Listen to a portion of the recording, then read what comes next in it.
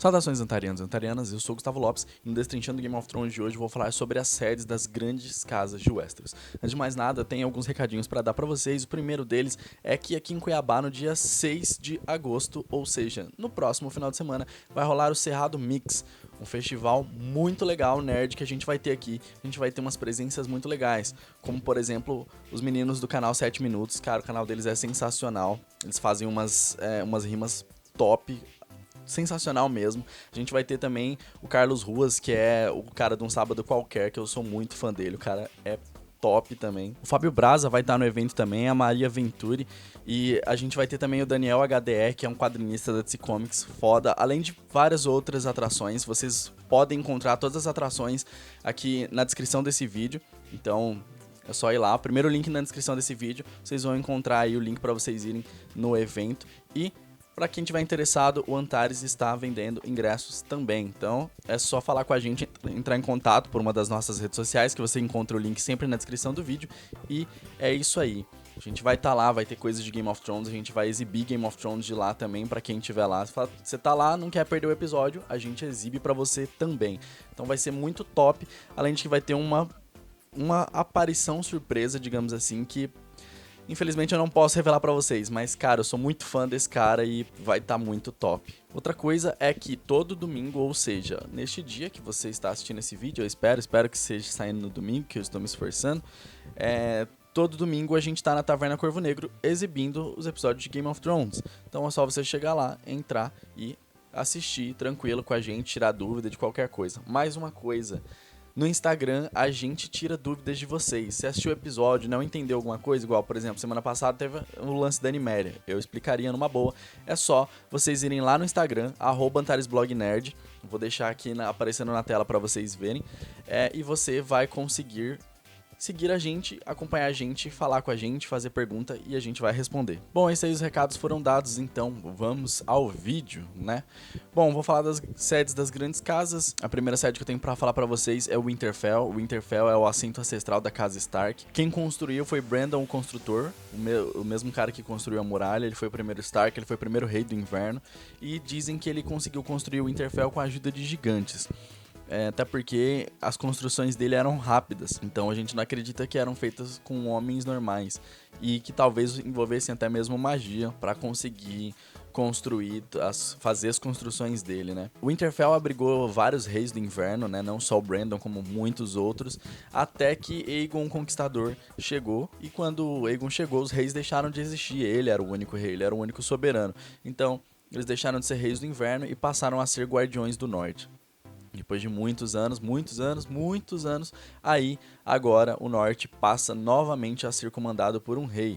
Não é mais um Stark, é um Snow, mas assume o nome Stark, digamos assim, apesar de o nome dele continua sendo Jon Snow, mas ele assume a casa Stark. Então agora temos de novo aí os Starks comandando o Winterfell, que já foi comandado pelos Greyjoy e pelos Bolton, e Stark de volta no poder e como reis. Próxima sede que eu vou falar pra vocês é a Forte do Pavor, a antiga sede ancestral da casa Bolton. Esse lugar, Forte do Pavor, ele fica perto de um vulcão. Então esse vulcão ele consegue aquecer o Forte do Pavor. A mesma coisa acontece com o Winterfell, mas no caso o Winterfell não é um vulcão, são fontes termais que aquecem o castelo. Já o Forte do Pavor é por um vulcão. O lugar ele é tido como mau agouro. As pessoas acham que lá tem coisas muito ruins e o que os Boltons guardam as peles dos antigos reis Stark, os reis do inverno lá, como troféu de tudo que eles fizeram. E, além disso, o Forte do Pavor é um lugar bem difícil de você conseguir conquistar. Durante a época ainda existiam reis nos reinos,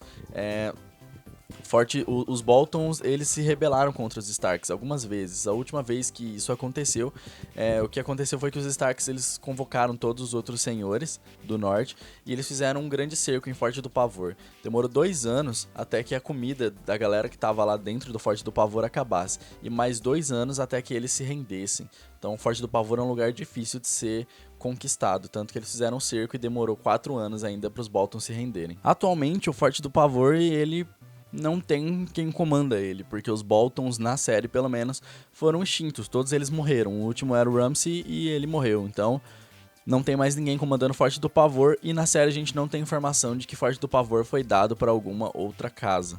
Então, por enquanto, ele permanece vazio. Próxima sede que eu vou falar pra vocês é Corre Hill. Corre Hill era a sede ancestral da Casa Tully. Ele é um castelo cercado, ele tem 3 lados e por 2 desses lados ele é cercado por água. Então a água de um lado, a água do outro, e um lado é por terra mesmo, tem terra por onde você consegue chegar. Porém, nesse lugar onde a gente tem terra, os senhores de Corre Hill, eles cavaram, e quando eles cavaram, eles fizeram um fosso artificial.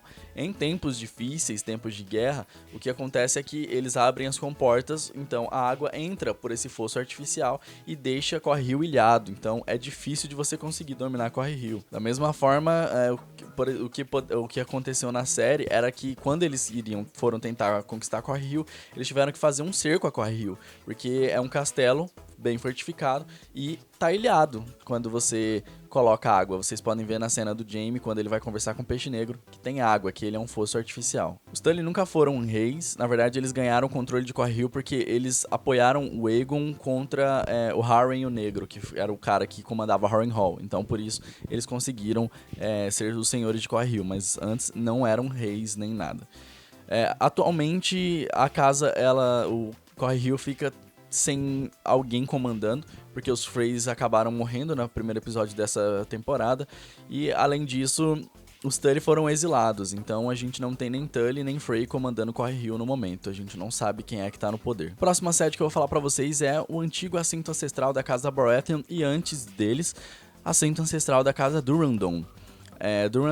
Esse lugar, Ponta Tempestade, ele foi construído por Duran, que foi o primeiro rei da Tempestade. Esse Duran foi o seguinte, ele foi casar com a filha dos deuses, e daí na festa de casamento os deuses foram lá e assassinaram toda a família dele. Ele foi e se rebelou então contra os deuses, declarou guerra contra eles e construiu 6 castelos até ele conseguir construir Ponta Tempestade. Foi construindo sempre um maior que o outro até chegar em Ponta Tempestade. Reza a lenda que um garoto muito jovem, chegou pra ele e deu a ideia de construir Ponta Tempestade, mais ou menos como se ele fosse um engenheiro, ele fez meio que um projeto de Ponta Tempestade. Esse garoto acabou seguindo pro norte e tornou-se Brandon Construtor, diz a lenda isso. Ponta Tempestade é o castelo mais fortificado que existe em Westeros. As muralhas de Ponta Tempestade têm 30 metros de altura, e na parte mais fina, as muralhas têm 12 metros de espessura. Na parte mais grossa, chega a ter 24 metros de espessura. Então, são muralhas extremamente grossas, extremamente fortificadas. Tanto que não tem como você conquistar. Também é por cerco, e foi assim que o Stannis passou a vida dele lá durante a rebelião do irmão dele. Eles foram lá e cercaram Ponta Tempestade, porque não tem como você conseguir conquistar ela se não for por cerco. Atualmente a gente não sabe quem é que comanda Ponta Tempestade, até porque não existe mais Baratheon e a gente não tem nenhum tipo de decreto que concedeu Ponta Tempestade para outra família. Então é uma casa, é um outro castelo que digamos que esteja vazio. Próxima sede que eu vou falar para vocês é o assento ancestral da Casa Arryn, o Ninho da Águia, no Vale de Arryn.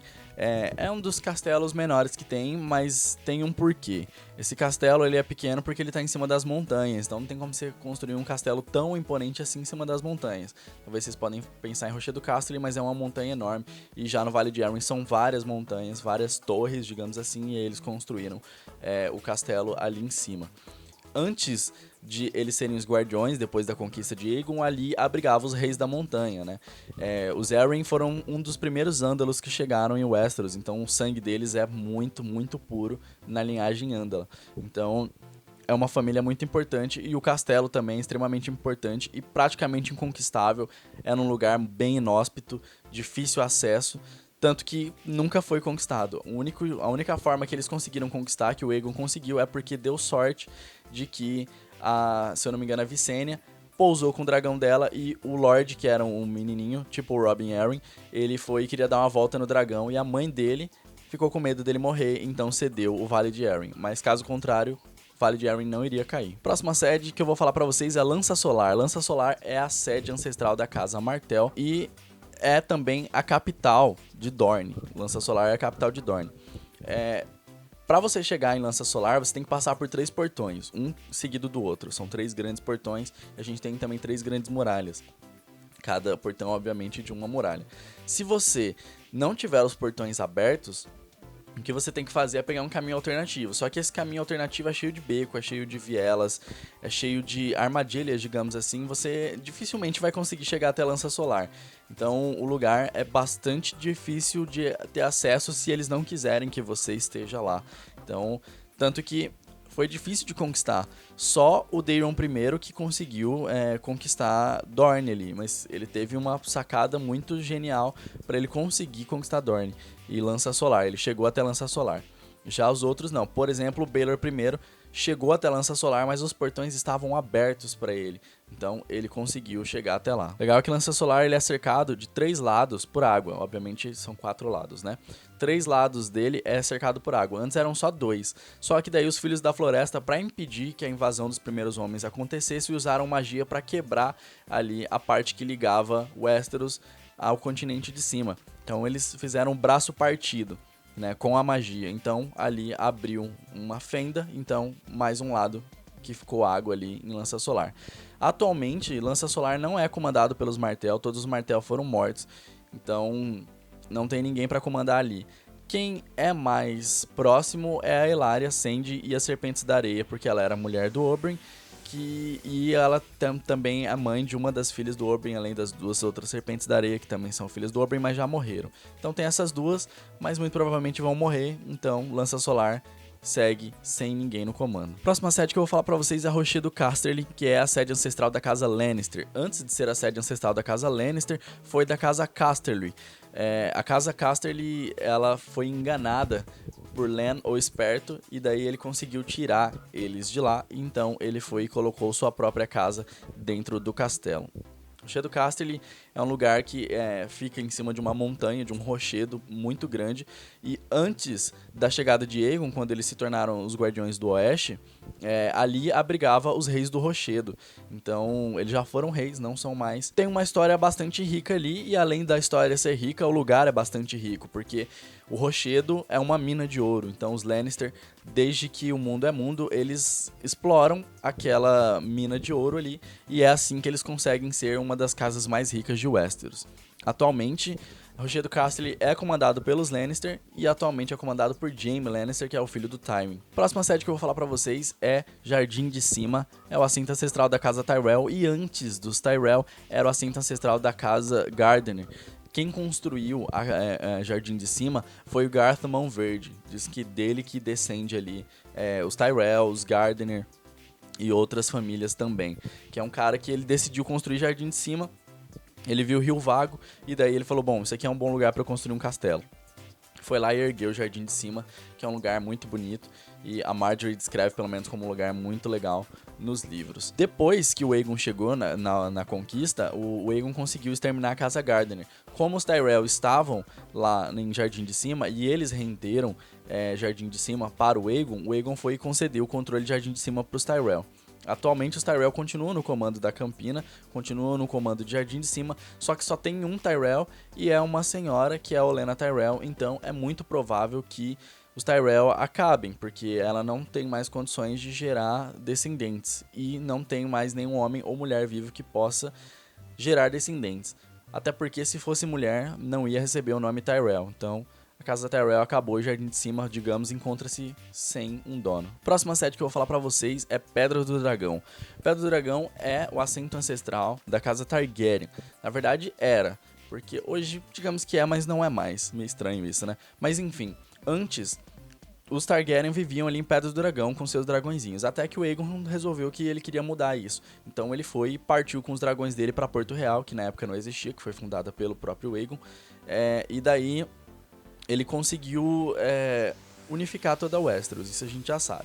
A partir de que ele unificou toda a Westeros, o lugar, Pedra do Dragão, começou a ser meio que um título de você vai ser o rei quando eu morrer. Basicamente era isso, porque você nomeava ali o príncipe de Pedra do Dragão. O príncipe de Pedra do Dragão era o cara que ia receber a coroa depois que o rei morresse. Então normalmente era o filho do rei, o irmão mais velho do rei, eram coisas assim que recebia esse título. Então o lugar abrigou muitos príncipes e também muitos reis que gostavam do lugar. Apesar de tudo, o lugar é também visto com maus olhos, até porque ele é meio estranho, é meio cinza lá, não é um lugar muito agradável, digamos assim, mas os Targaryen gostavam. Depois da rebelião do Robert, o Robert ele decidiu conceder a Pedra do Dragão para o irmão dele, Stannis, né, que virou o príncipe de Pedra do Dragão. A partir daí, o príncipe de Pedra do Dragão não significava mais que ele iria ser o rei, até porque depois o Joffrey chegou e Pedra do Dragão continuou com o Stannis. E aí, quando o Robert deu pro Stannis Pedra do Dragão, então ele criou uma nova casa, os Baratheon de Pedra do Dragão, que antes era só Baratheon de Ponta Tempestade. Atualmente, os Targaryen dominam novamente ali Pedra do Dragão, com a Daenerys, que retornou para Westeros e estabeleceu sua moradia lá no assento ancestral da casa dela. A última sede que eu tenho para falar para vocês é Pike. Pike é a sede ancestral da casa Greyjoy. Ele é composto de 4 torres e um castelo. Entre os castelos e as torres, a gente tem pontes oscilantes de corda, e é o que liga um castelo ao outro, são pontes de corda praticamente.